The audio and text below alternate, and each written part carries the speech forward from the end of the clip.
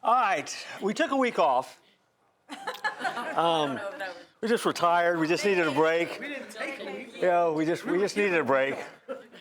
So we took a storm week just because. And so now this is week 4 of a 4-week series, but we're only going to get 3 weeks. And so that means we got a lot of territory to cover tonight. In case you forgot, this is a study entitled "Ruin the Dinner." I remember. I had it.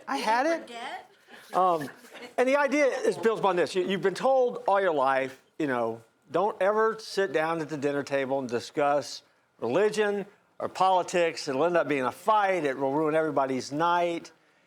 And I contend, we need to ruin the dinner. The reason is because, if you don't know, maybe, is anybody in the room not realize we have an election coming up in a couple weeks? Anybody miss that? Yeah, we're voting in a couple weeks, so make sure you get squared away. And if you want to vote, come here. Well, you can vote every hour. I know people. We'll get you in.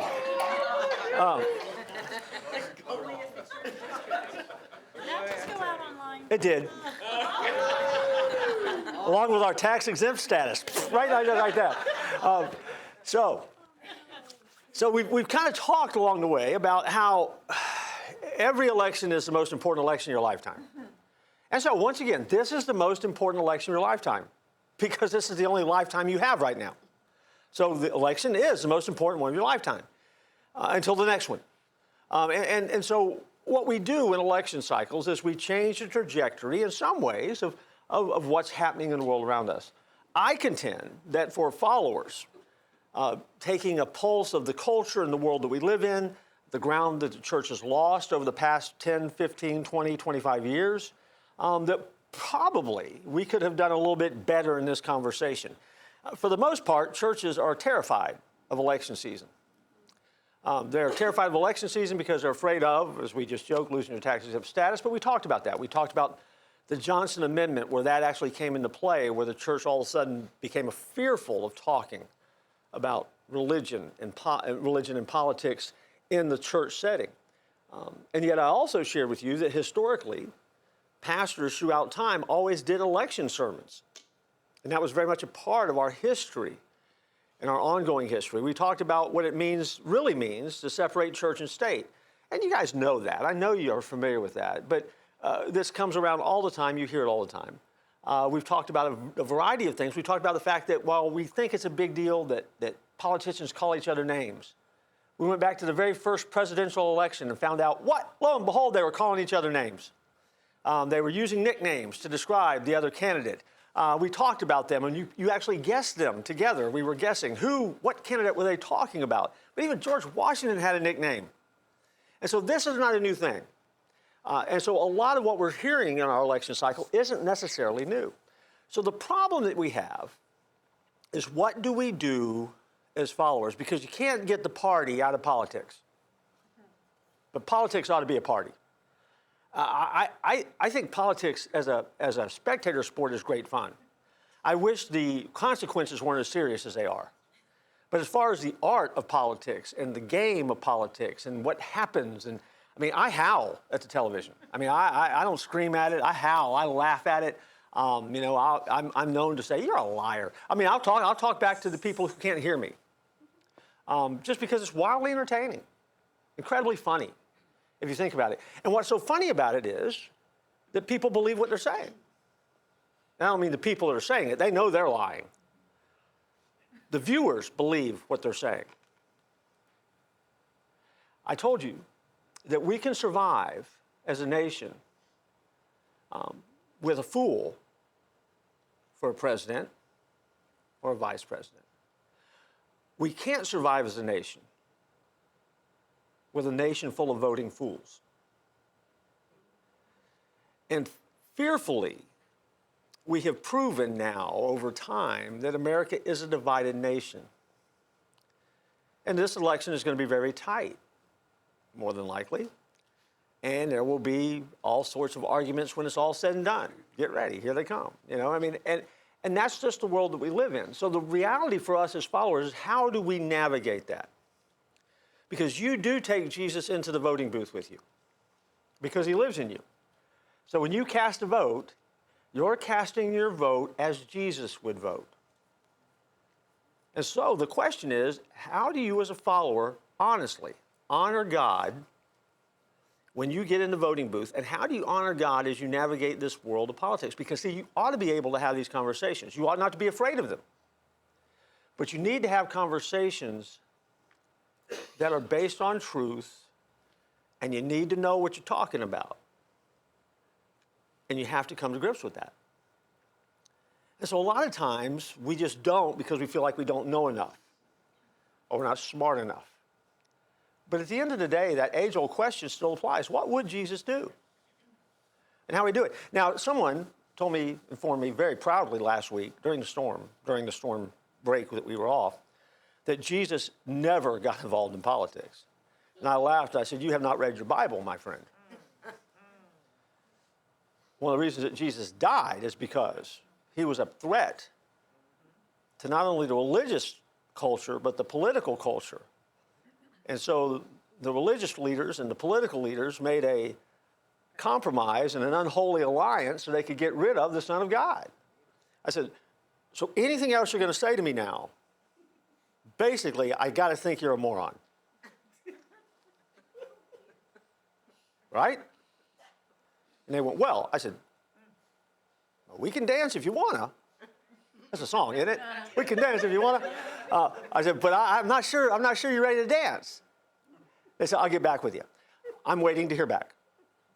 Because at the end of the day, we have to understand what it is that is on the line and what it is that we're voting on. And so let me make some bold statements for you, and then we're going to actually break into maybe six, seven, we'll see. We'll run out of time. But anyway, let me give you two just kind of guardrails, okay? Two things that you have to understand as a follower that will keep you honest in the voting booth. And I expect honesty, just so you wait. So you can't vote as many times as you want, Dana. It's not going to happen. You can't vote every hour, every other hour. All right. But the first thing that you have to understand is simply this, that God always uses flawed and sinful people. And the ballot is loaded with them this year. Yeah. I mean, it's just bursting with them, right? And so God always uses flawed, sinful people. And you have to accept and understand that. Okay? Part of politics is a beauty contest. And you have to know that as well. There's a whole lot of optics in it. But one of the disturbing things is that many in the Christian community don't want to cast a vote because a particular candidate is not what they would call the complete or total package. And I want you to know something. I've looked at the ballot. If you're looking for the total package on the ballot, they ain't there. You're not going to find them. And so the end result of that, though, is for a lot of believers, a lot of Christians, they simply don't vote because they can't figure out what to do. See, elections are important, no doubt. But the total package is not there. Here's how I know. Amy, did you get the total package when you married Tommy? Look at that face. Some assembly required. I mean, Lori, did you get the total package when you got John? Absolutely. Oh, look at there. Wow. See, see, Did you see John's face, though? He's so proud. now, you see, I will ask that. I will ask. Say, hold on. Each window in our house had 6 to 8 screw holes. That tells you I didn't get the total.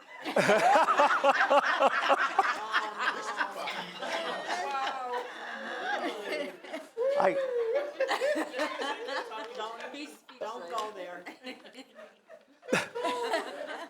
And I can ask that question to married women in the room and be safe.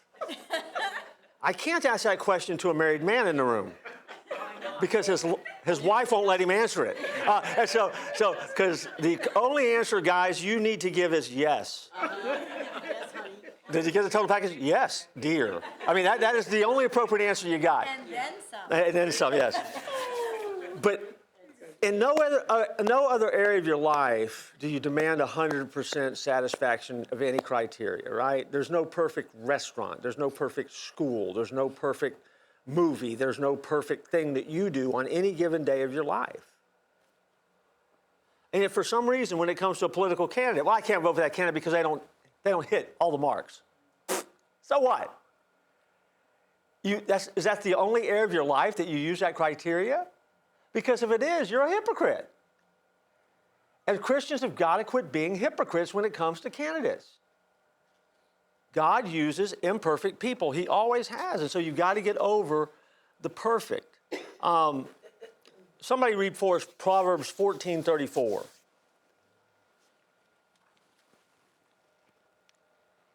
Righteousness exalts a nation, but sin is a disgrace to any people. Yeah, I can't hear over the roar. What? Read loud. Read louder, please. Righteousness exalts a nation, but sin is a disgrace to any people. Perfect. Thank you. Righteousness exalts the nation. Sin is a disgrace and will condemn people. And so, as followers, we want righteousness. That's our goal. That's our target. We want righteousness. And yet, every candidate is a flawed human being. And so, we've somehow got our thinking a little bit sideways on this because we've decided that if they're not a good person, you won't get good policy. And that's a lie. But for a lot of Christians, they think, well, if they're not a good person, if they're not a good person on the inside, if they're not a Christian, the policies, the way that they govern won't be good. And that's just simply a lie. See, policies are more important than personalities when it comes to politics. And the fact that Christians don't like to hear that or don't believe that is part of the problem. And you don't have to believe it, but I'm not lying to you. Policies are more important than personalities. Personalities are going to come and go. But the policies are what remain in place when that politician leaves office until another one comes along with enough stuff to change it. So policies are what politicians leave behind. That is their legacy.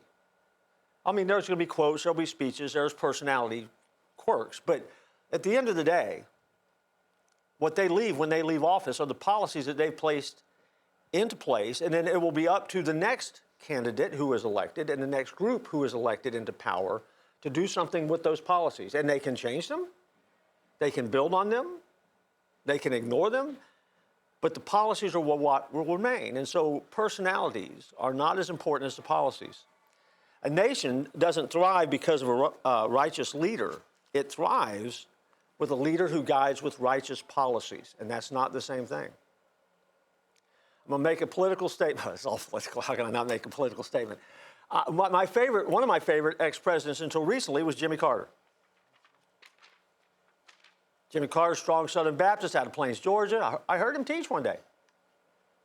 I admired after the fact, after he was no longer president of the United States. Every Sunday morning at Plains Baptist Church, First Baptist Church Plains, he would teach a Sunday school class. And you could go in and hear the President of the United States teaching the Bible. I thought it was awesome. I've got an autographed book that got destroyed over in the flood, like one of those hurricanes over, we were storing stuff at the other church, whatever it was called. And You forgot Pinecrest? Pinecrest, that's what I'm looking for. When Pinecrest got destroyed. Now, policies? Pfft. Looking back over history? Jimmy Carter's policies were horrendous. Historically, that has been proven to be true. But at the end of the day, if you want to poke a guy to see if he was done theologically, Jimmy Carter's been the most theologically done president in my lifetime.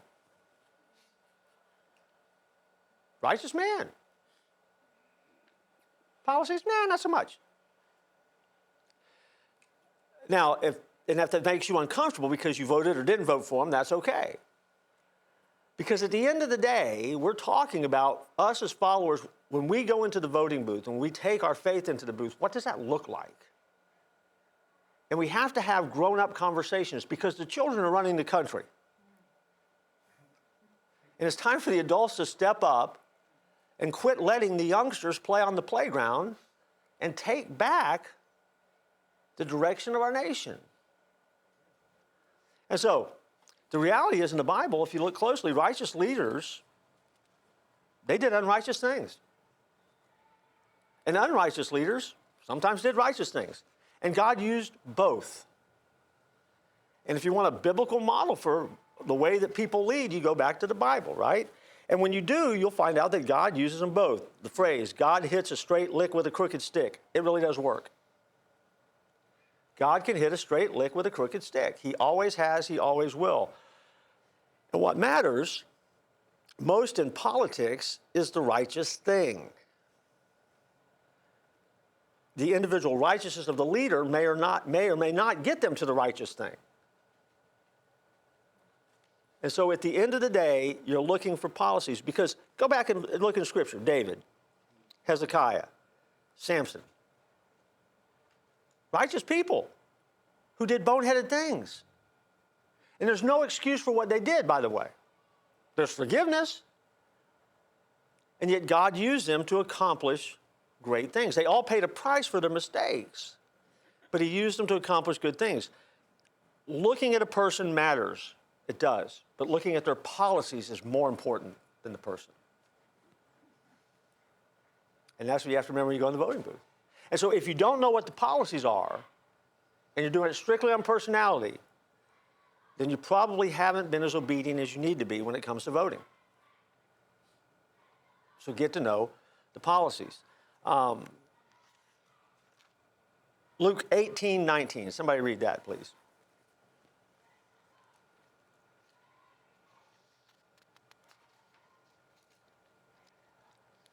And a little bit louder. And Jesus said to him, "Why do you call me good? No one is good except for God alone."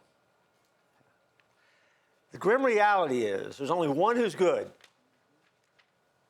And so again, I repeat to you, we don't have a good person on the ballot this year. So when you give in the voting booth, or they give you that slip, and you look down at all of those names, there's not a good one on there. And so when they hand you that ballot and they say, pick a good one, you can't do it. See, if you show up at a voting booth to pick a good one, you're wasting your time. It's not the way it works. And so vote policies over personalities. When you have righteous decision makers, you might get a righteous land. But if you have unrighteous decision makers, they're going to have a harder time getting you where you want to go. And so the question that you have to ask for any candidate is, which candidate has the best policies that allow us to live and function in a righteous way and become a righteous nation?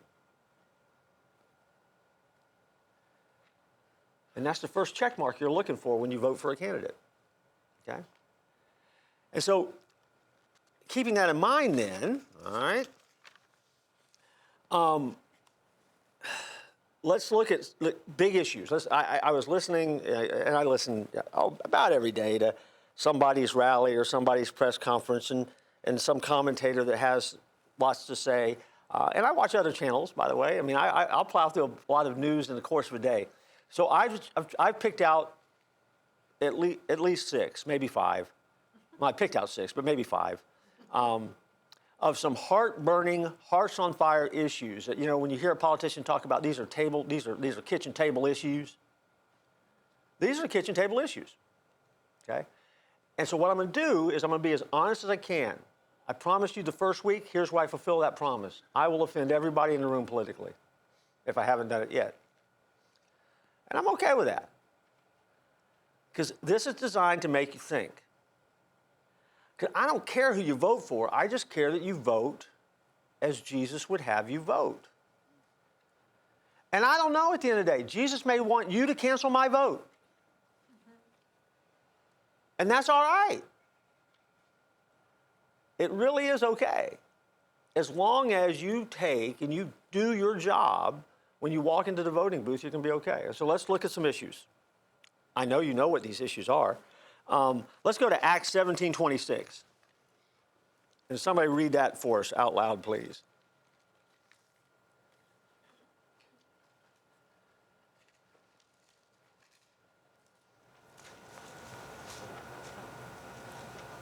From one man, he has made every nationality to live over the whole earth and has determined their appointed times and the boundaries of where they live. Did you hear that? In the Bible, the word is there. Boundaries. The first topic, border security. See, I told you, every topic that's on the ballot somewhere or is being talked about is in the Bible somewhere. You just heard it. God's appointed times, leaders, places, and set them up with boundaries. Boundaries. Who knew? Who knew? Believe it or not, God is okay with borders. And if anyone ever told you that he's not, they lied to you and they didn't read the Bible. Because the Bible is loaded with borders. God selects nations and he orchestrates their boundaries according to what we just heard in Scripture. Now, if you don't believe the Bible, then everything else I'm going to say behind this doesn't matter. If you do believe the Bible, then let's go back and look at history. When God divided the nation of Israel up, he divided them into 12 tribes and he gave them boundaries of where they were supposed to live. He gave them boundaries, borders of where they were going to dwell. And God taught his people, he taught the nation of Israel over and over again to distinguish between those who were a part of Israel and those who were not. Who was a part of their nation? Who was a foreigner? When they paid attention to that, Israel thrived. When they did not pay attention to that, Israel fell, and Israel would go into captivity, and Israel would be taken captive. God would tell them, these people are a threat. These people are not. Be aware of the borders, where they come from, what nation they're from. They can be a threat. Maybe they're not. Maybe they're a friend. You need to learn to pick those, but you pick those because everyone has borders.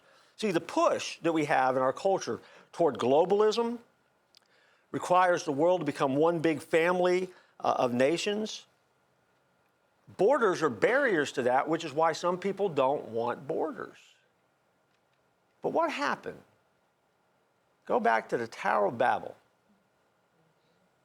The first push we have in history for a one world, one language, one group who thought that they together could be great, greater than God. And what did God do? He split them apart. He split them and sent them asunder. He confused their languages so they couldn't even communicate anymore. And he sent them off into different directions. And what did they do? They formed nations and borders and boundaries. So don't think for a minute that borders aren't in the Bible. They are. A couple weeks ago, someone told me, there's no biblical mandate for borders. Yes, there is. And we just talked about it. And so here's the line of thinking. If God is in favor of borders, then there's a reason to have them, okay? They're important for identity, and they're also worth protecting and defending. And while they seem arbitrary, God uses borders so that nations can define themselves and their lands. And if you're not aware of this, I mean, we hear all the time about the southern border. A week and a half ago, I talked to a guy who's a friend of mine who a few years back invited me to go on a little field trip to Qatar to be a chaplain. I said, no, I'm not going to get on an airplane and go to Qatar. We got people coming out of Afghanistan. You get killed over there. And so I said I wasn't going to go. But he's been a friend of mine. He's been pretty good about it. He's great to give me information. I won't mention his name. But he began to lay out for me the problem we've got at the northern border. On Sunday morning, I joked I was a fan of border security, and I started ripping on Canada. I started talking about how I'm just getting sick of those Canadians coming across the border. He proceeded to tell me what's going on at the northern border, And it's almost as frightening as what's going on at the southern border, but you never hear about that on the news. And I have no reason to doubt what he says, because he's been incredibly right. And so borders matter. Border security matters. And it should matter to America. And so you hear in this political cycle that the bad orange-haired one killed the border bill. You have to understand that the border bill, if you read the border bill, anybody, did anybody here read the border bill? Right. Huh? There wasn't much in it about borders. Well, there's not, but let me give you the highlight. It didn't secure the border. It didn't prevent illegal immigration.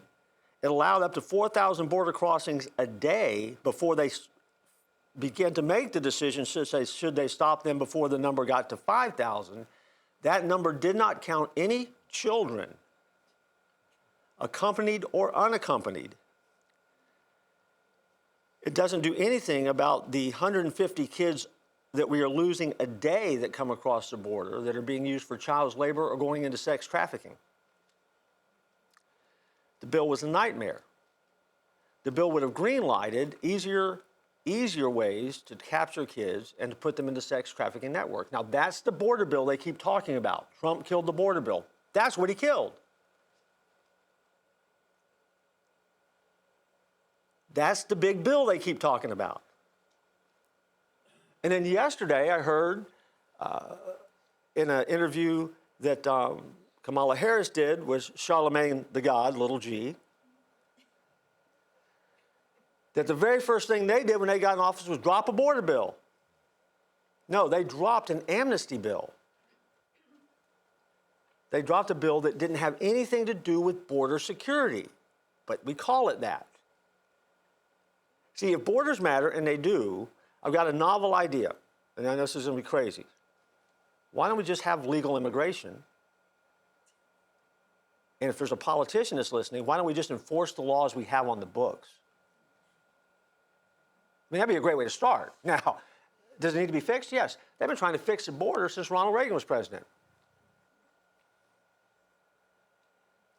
And nobody has the fortitude to do it. And so it was done in the previous administration with executive order. 94 of them were rescinded, which opened up the border, which has opened up border crossings for millions of people, illegal immigrants. And the end result has been not just illegal immigrants, but the crime of that, there's a lot of crime in that, but the crime of that has been the fentanyl that's come across the border and the kids that we can't find and the way that we let cartels begin running the southern part of America. And so when you step into the voting booth, you have to ask yourself the question, which candidate is going to be best to protect the borders? It's biblical. Borders are an issue. I don't care who you vote for, but you need to vote for the candidate that's going to control the borders. And so you need to know what their policies are. And if they can't articulate their policies, then they ain't got a policy. And they need to be able to tell you what it's going to be. And that's who you vote for. Or you should think about voting for. Second thing, Israel. You ever heard of Israel? Genesis 12:3 says what? Come on, you know this one. Bless those who bless. Huh? Yeah. That you'll bless, yeah, bless those who bless Israel. Yes, God makes a promise that to Abraham, that those who bless you, I will bless. Those who curse you, I will curse. Genesis 12:3. It's a promise that God makes about Israel. And so here for us, Israel is still a big deal. We hear about it all the time. Israel is fighting even as we speak today, or tonight, or wherever it is in Israel. And we have to support Israel because it is a mandate that we have in Scripture. I remember I told you a couple weeks ago, I am a big proponent of American exceptionalism. The reason America is exceptional is because we're built on Judeo-Christian principles. If we quit living by those Judeo-Christian principles, we cease to be exceptional. That's where our exceptionability lies. those Judeo-Christian principles mean that we hold to the standard that God set. We have to bless Israel. Does it mean that Israel's always right? No. Not at all. Does it mean that Israel does no wrong? No. Doesn't mean that either. But it does mean that the future of the Middle East and the stability of the Middle East hangs in the balance based on what happens to the nation of Israel. And they're a little nation in the middle of a whole lot of other nations that just don't want them to exist, and we are their best friend. And so when you think about Israel, you have to understand this is a biblical mandate. When Benjamin Netanyahu came to the United States on July 25th to talk about the war, if you want to be offended, here it comes. The vice president of the United States wasn't there to hear him speak. Either was the vice presidential candidate on the Republican side. J.D. Vance and Kamala Harris failed America that day by not standing there. What were they doing instead? They were doing political rallies. One was talking to a sorority and one was talking to a group of factory workers. Both of them, total, complete failures. Neither one of them fit for the job that they're running for. Have I not offended everyone yet? I mean, I had to hit your candidate, right? At some point. I mean, both of them. What a colossal failure. They should have been there. They should have stood. They should have been there in that meeting when Netanyahu was talking to the Congress, that joint session, where he was talking to them about what was happening, what he needed, and what needed to be done to secure Israel, and they weren't doing it. They weren't doing the job they were elected for. They were running for a job that they wanted. And that's unacceptable. And it ought to be unacceptable to you as a follower. Now, does it disqualify them from being president? No, I just said, God uses flawed people. I mean, they're going to make mistakes. But I'm going to be an equal opportunity offender. What they did sucks. They did it wrong. They shouldn't have done it. See, God will bless those who bless Israel. God will curse those who curse Israel. And so we need to be very, very careful about how we support Israel and how much we cozy up with Hamas, Hezbollah, and Iran, who are ruthless terrorists who have clearly and publicly stated that they are at war with the United States, whether we want to believe it or not. See, in the U.S., we don't think we're at war with them. But they think they're at war with us. And so we have politicians that sit around and go, blah, blah, blah, blah, blah, blah, it's not happening. No, it's happening. They're trying to kill you. There currently is a contract out on the Republican presidential candidate who is running for the office of President of the United States by the nation of Iran. And some people don't care about that. That's absolutely insane. Absolutely insane. And so for us, you have to ask yourself the question, which candidate is going to be a better friend to Israel? Because the policies and the platform that they have about Israel matters. Matters. Maybe another one real quick. Religious liberty. Let me give you a reference and then you can read it later. Exodus 20, verse 3. As a follower, we have to respect the things of God. And you're allowed to, I'm allowed to object to things on religious grounds. We have the right to worship, we have the right to live, we have the right to speak about the things concerning faith. And so if you really want to do a deep dive, which candidate, and they're out there, they have records, which candidate has been the strongest advocate for religious liberty? Because both candidates have a very strong track record on this subject. In my estimation, one candidate has passed and been perhaps the greatest advocate of religious liberty that I've heard in a long time, and one candidate has failed completely at this. That matters to me as your pastor when I go into a voting booth. It should matter to you if you want to worship. Which candidate is the strongest candidate when it comes to the issue of religious liberty? Who will protect that? Who will fight for it? Who will be strong in that area? Everybody still with me? Mm-hmm. All right. No one needs to run out of the room, take a break? No, we're almost there. All right. Keep going, you got 10. Now we're going to get there. All right. Let's talk about biological sex. Oh, that's fun. Oh, that'll make friends and enemies, won't it? Woo! As opposed to AI. Genesis 1:27. Somebody read that out loud. Genesis 1:27.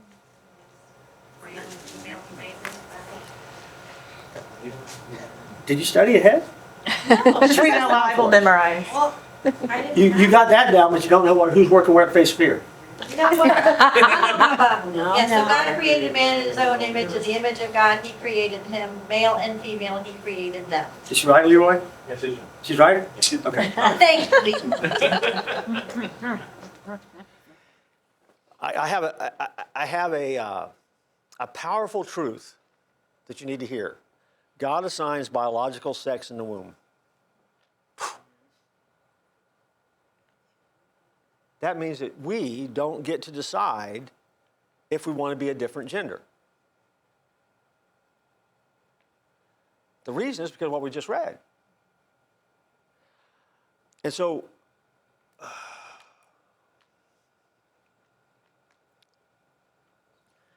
anyone who encourages that,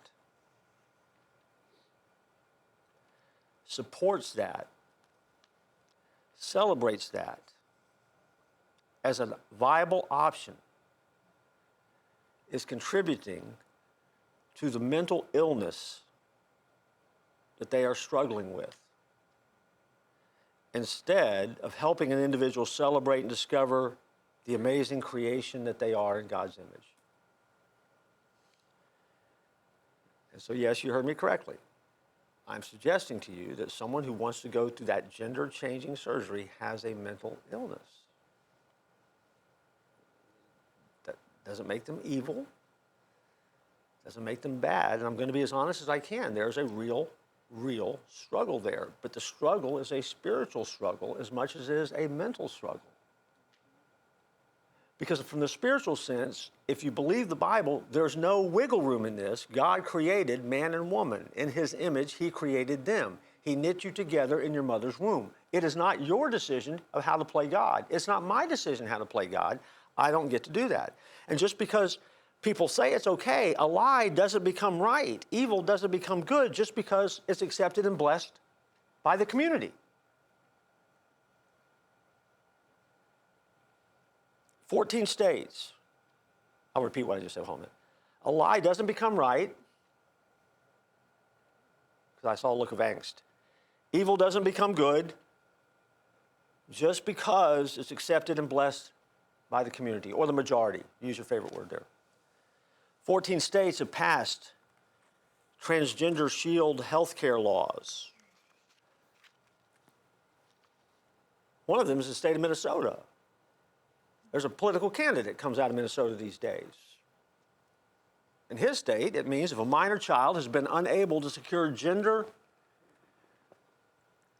gender-differing care because one, listen carefully, or both parents object. Okay, so hear what I just said. Let me summarize it. A child wants gender-changing care, but one or both parents object. Then according now to the state law in Minnesota courts are allowed by law to have temporary emergency jurisdiction over the life and care of that child and take the child from the home to care for the child because the parents are unfit. Welcome to Minnesota. It happens. That means that they can come in and they can take your children. And if they want to undergo some kind of life-altering mutilation surgery,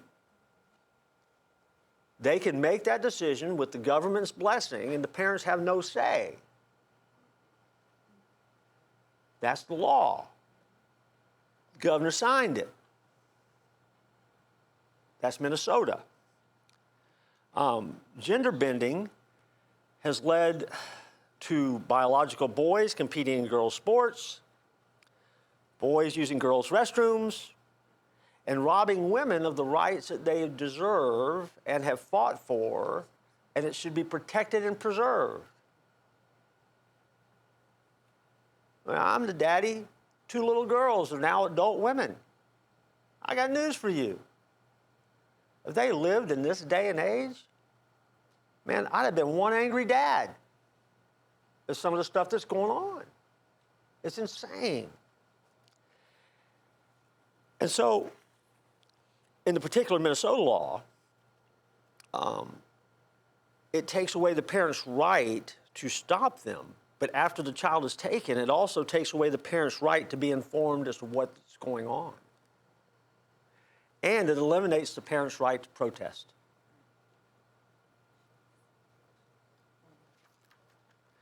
So the question is, which candidate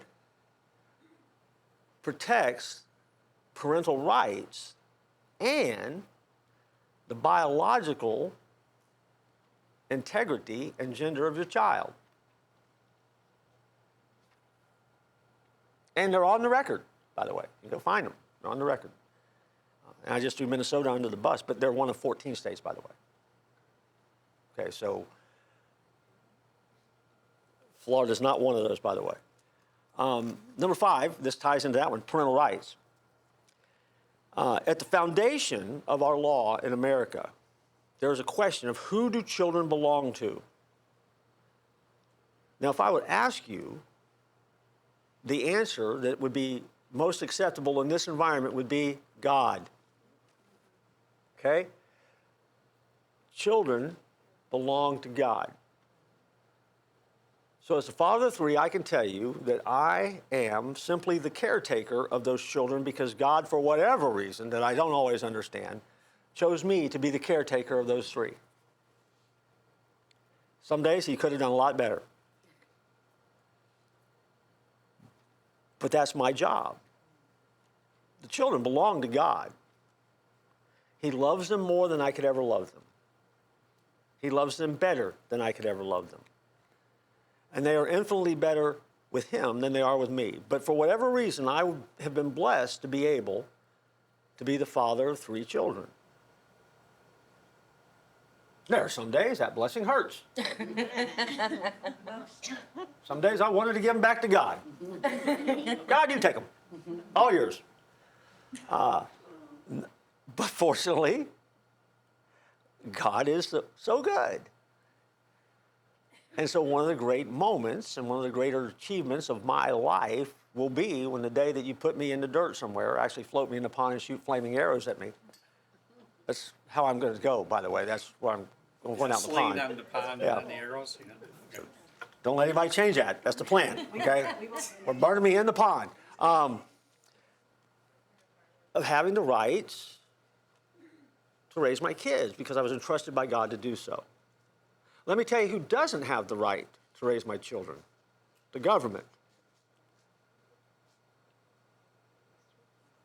It is only in the most extreme cases, let me list them for you, abuse, neglect, that the state should ever jump in and get involved in interfering with parents and kids. Now, does that happen? Yes. Does it need to happen? Yes. I'm a first-hand testimony of what happens when the state does their job and does it correctly. Let me clarify that, Mom. I have an adopted child that falls into that category, okay? And the state needed to be involved. That's what the state's for. But as a general rule, that protection of kids has nothing to do with gender bending. It has nothing to do with taking control of your children and seeing as their responsibility to raise them through a school system, through indoctrination, or anything else. So the question is, which candidate will step up and protect parental rights and sees that as a value? Oh, you knew I was going to get this one. Life. Life. Somebody read Acts 3:15 out loud for us, please. Acts what? 3:15. Leanne, do you have it memorized? But put to death the Prince of Life, the one whom God raised from the dead. Is that the right one? Acts 3:15? A fact to which we are witnesses. Acts 3:15? Did I say it right? Yeah. You killed the author of life, but God raised him from the dead. We are witnesses of this. Yeah. See, God is and always will be the controller, sustainer, giver, and taker away of life. I've been doing what I do for a long time. Here's what I know for sure.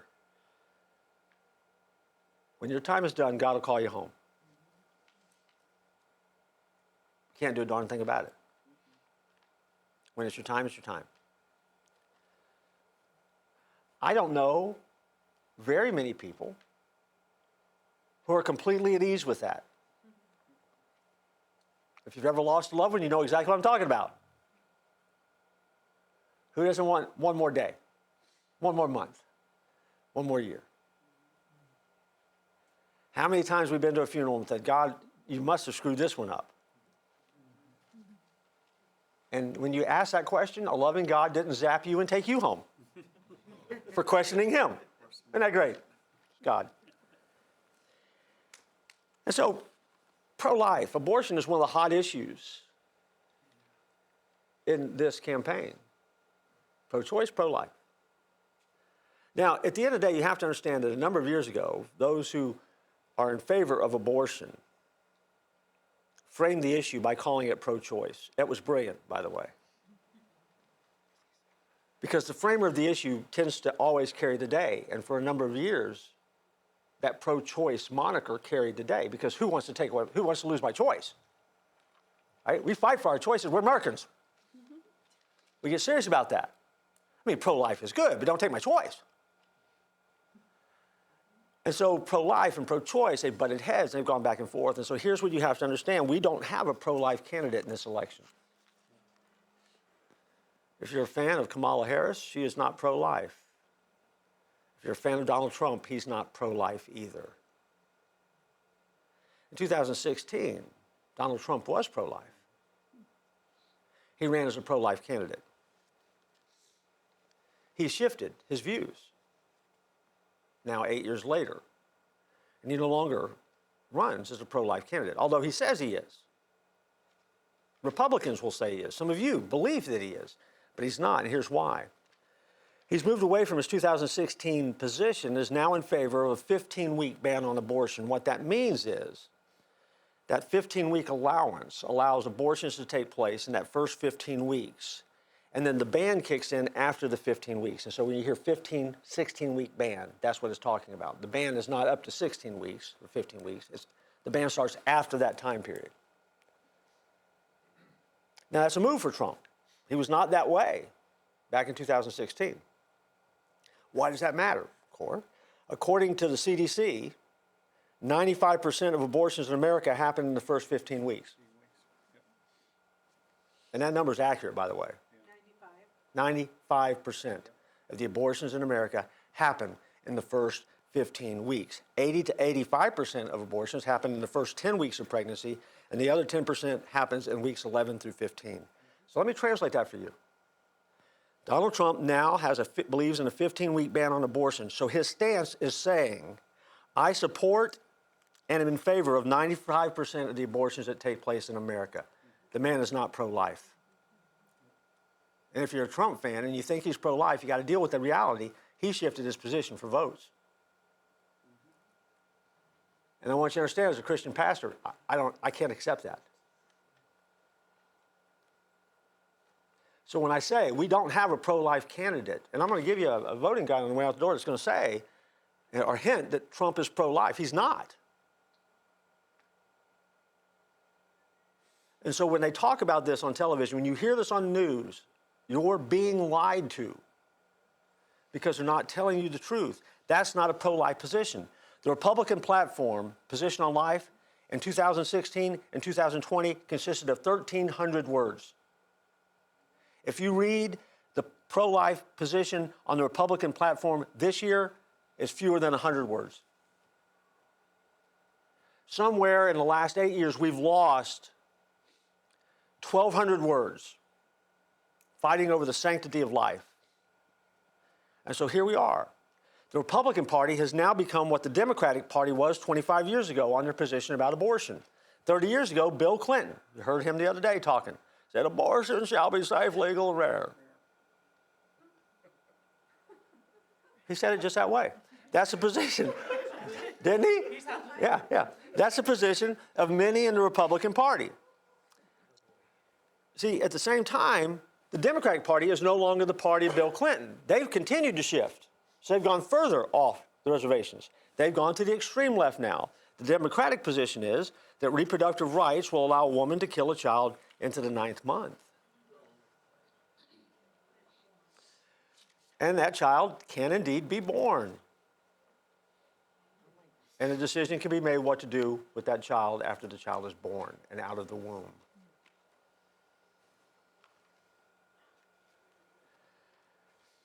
And so, if you don't believe that to be true, think about the Democratic National Convention, or as many call it, the Convention of Joy, where you walked right outside the front doors of the Convention of Joy, and they had a trailer outside that was performing abortions while the convention was going on. So joyfully, they killed babies outside the Democratic National Convention. TV cameras didn't really show that, did they? Please understand, I'm going to be as clear as I can about this. Killing babies is demonic. It is evil. And it's not pleasing to God. And I'm going to say this. Those who will murder the unborn cannot be trusted and should never be trusted to govern the born.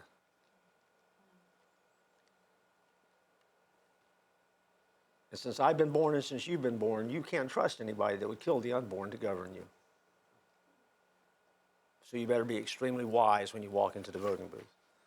Voting is not just a right, it's a duty. You have to ask yourself what candidate will best protect the life of the unborn because they can't speak for themselves.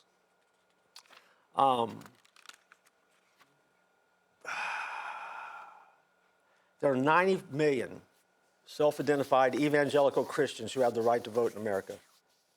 40 million of those will not vote in this election cycle. 15 million of those aren't even registered. That means 55 million Christians are going to sit this one out in an election that's going to be determined by a lot less votes than that. And so when I say, I'm going to vote, because I'm called of God to vote. But I'm also going to be honest when I walk in and I throw my vote down. I'm throwing my vote down for a candidate that isn't the complete package. Because they're not on the ballot. But you're voting between two vastly different ideologies. So you're voting for the country that you want to leave your children, your grandchildren, your great-grandchildren. You take Jesus into the voting booth with you, and you're playing chess, not checkers. You're making strategic moves on a chessboard, but you're not making a jump on a checkerboard for a quick win. I can't find America mentioned in the future when I read the book of Revelation. And so I believe, beyond a shadow of a doubt, that America rises and falls with Israel and our support of Israel. I believe that's why America exists today. I believe that's why America was founded, by the way, but that's a whole different study. But we pray it all the time, right? Thy kingdom come, thy will be done on earth as it is in heaven. So which candidate moves us forward? So I'm voting for the First Amendment. I'm voting for freedom of speech. I'm voting for the right to speak my opinion like I have for these past few weeks and be honest about candidates on both sides of the aisle. And even if you don't like what I said, didn't I hit everybody? Come on, in fairness, didn't I get them all?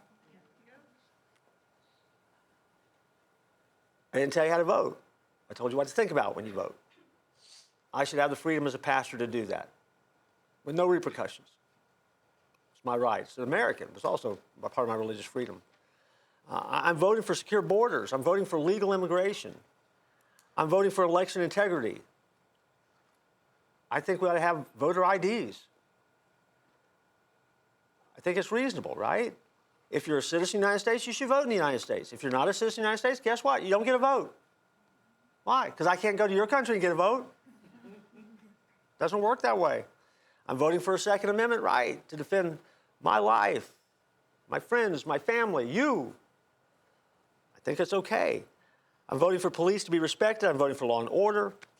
I'm voting to put an end to protesters trespassing and burning our cities and destroying private property that's not theirs. That's a crime, right? You can protest peacefully and not burn down a church. And that's the way it should be. I'm voting for personal responsibility. If a criminal's caught, I don't put them back on the street. You just keep them where they need to be, let them go through the process. I'm voting for Supreme Court justices. I'm voting for federal court justices who will be appointed by whoever gets to hold the keys to this country. I'm voting for our troops to be a strong fighting force. I don't want to be the world police, but I also want us to be involved where we need to be involved. So I want a commander-in-chief that's going to be wise enough to get us where we need to be at the right time and make the right decisions. I'm voting for the Electoral College because you don't get to change it just because it doesn't go your way. It's a brilliant plan, inspired by those that created it, a God-inspired. I'm voting to keep men out of women's sports for the defense of Israel. I'm voting to fight against human and child trafficking. I'm voting to end this endless stream of drugs that are coming across the southern and northern borders now. I'm voting for life. I don't think kids are a contraceptive issue. I think they're more important than that. They're created in the image of God. I'm voting for freedom of religion. I'm voting for the return of teaching of reading, writing, math, history, and science instead of indoctrination and grooming of our kids in schools. I'm voting, I'll be honest with you, I'm not voting for one person. When you walk into the voting booth, you're voting for the future of this nation. And God may use an imperfect person to move us forward. Or, depending on how the election turns out, or we will take bold steps backwards. And so, I'm going to vote for America. I'm going to vote for the freedom that God gave us. I think it's good. I think it's strong. I think it's brilliant. I have for you, I've never given these out before. This will probably be the last time. I'm giving you out the millionvoices.org voting guide. Take one, pass it around. What it does is takes the candidates for president and in the state of Florida, and it tells you their stances on a variety of issues. Here's the disclaimer. This is based upon their voting records to this point in their career, interviews, and responses to questions that were sent to them. Some candidates did not respond to the questionnaires. Okay? So you have to know that. That's the disclaimer. When they didn't respond to the questionnaires, they went back to their previous voting records. Okay? On the back side, you have the amendments. I was specifically emailed about these amendments. I will say I don't necessarily agree with what you're holding in your hand. Okay? Here's why.